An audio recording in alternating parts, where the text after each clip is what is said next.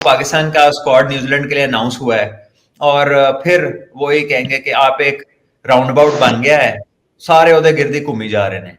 बात यह है कि अगर आपने नए लड़कों को चांस देना है and if you truly believe कि आपने आगे जाके अपनी बेंच स्ट्रेंथ बढ़ानी है, तो भैया क्या फर्क पड़ता है अगर रिजवान बाबर को आप रेस्ट दे देते हैं, अगर आप नवाज को रेस्ट देके किसी और लेफ्ट आर्म स्पिनर और बैट्समैन को डाल देते हैं। मैं मानता हूं कि इमाद वसीम नहीं है और अगर वो होते तो शायद नवाज को जगह ना मिलती, लेकिन क्या इन दोनों के बाद पाकिस्तान में कोई बंदा नहीं है?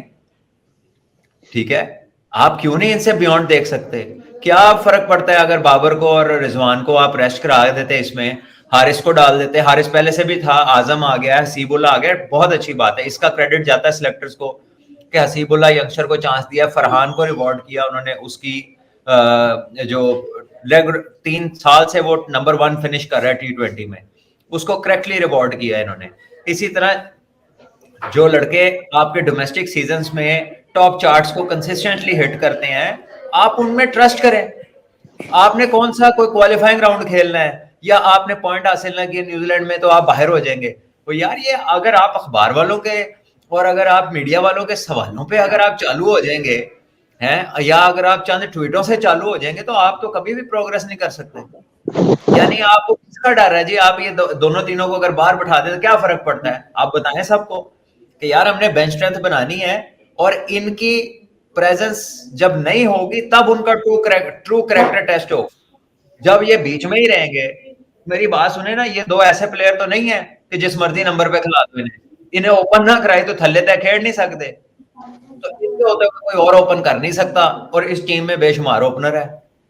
तो when you take a step तो उसमें फॉर्मनेस और क्लैरिटी होनी चाहिए। मुझे ऐसा लगता है there are too many cooks spoiling the broth.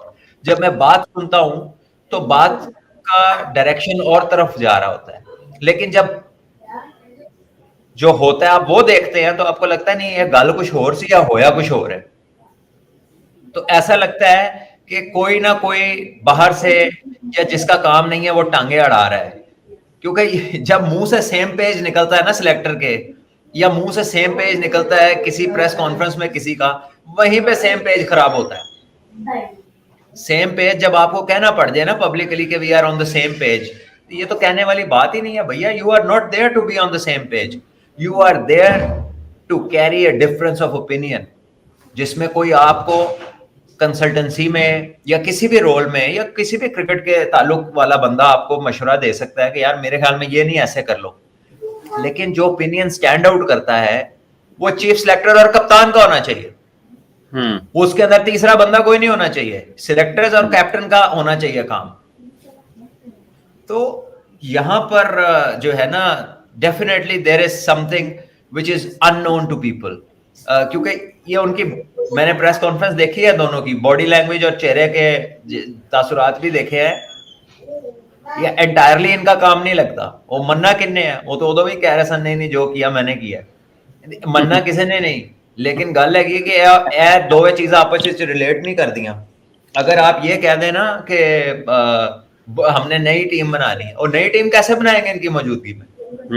इनको नीचे खिलाएंगे, उनको ऊपर खिलाएंगे, या इनको ऊपर खिला के उनको उधर खिलाएंगे जो उन बेचारों के नंबर ही नहीं है। तो जब आपने कोई स्टेप लेना होता है ना, तो फिर आप पूरे पक्के पैरी काम करते हो। और अगर बीच में कोई आता है तो आप उसे कहते हैं कि ये नहीं, इस वजह से मैं कर रहा हूं, so you do your job and let me make the bench strength. लेकिन अगर कोई फर्क देखे, बाबर और रिजवान पाकिस्तान के दो टॉप प्लेयर्स हैं, दुनिया के टॉप प्लेयर्स में आते हैं, सारे रैंकिंग्स इन्होंने टॉप किया, हमने इनकी परफॉर्मेंसेस देखी हैं, 200 रन इन्होंने चेज किए हैं। ये इन्होंने कुछ साबित नहीं करना अपना, लेकिन अगर ये अपनी जगहों पे बर्जमान रहेंगे तो नए बच्चे टेस्ट नहीं हो सकते। यार रोहित शर्मा और कोहली भी बाहर बैठते हैं, ये वर्ल्ड कप में 500 किए हुए, वो भी कह सकता था कि यार मैंने वनडे खिलाओ, मैं रिकॉर्ड तोड़ना है, मेरी फॉर्म लगी हुई है, मैं 3 साल फॉर्म में नहीं था। ये कोहली भी कह सकता था अपनी टीम को, और उसका सबसे ज्यादा राइट है अगर वो ये कहना चाहे तो। वहां तो कोई मसला नहीं होता, एथिक ही मसला है। इधर क्यों इतने इनसिक्योर है आप लोग? किसको इतनी इनसिक्योरिटी है यार? सेंट्रल कॉन्ट्रैक्ट आपके पास है, टीवी के ऐड आपके पास है, माशाल्लाह, अल्लाह आपको और दे। 1000 चीजें अगर पाकिस्तान में हो रही हैं तो 999 आपके पास हैं। तो आपको क्या टेंशन है? क्यों इनसिक्योर है? आप डालें प्लेयर्स को। जब आपके पास न्यूजीलैंड की टीम आई थी तो कितने सीनियर प्लेयर थे उनके? क्या आया था विलियमसन? तो ये आप अगर आप डर की बुनियाद पे, इनसिक्योरिटी और फियर ऑफ फेलियर, या ये भी इसके पीछे माइंडसेट हो सकता है, यार ऑस्ट्रेलिया में हार गए तो कहीं न्यूजीलैंड में भी ना हार जाए जाकर।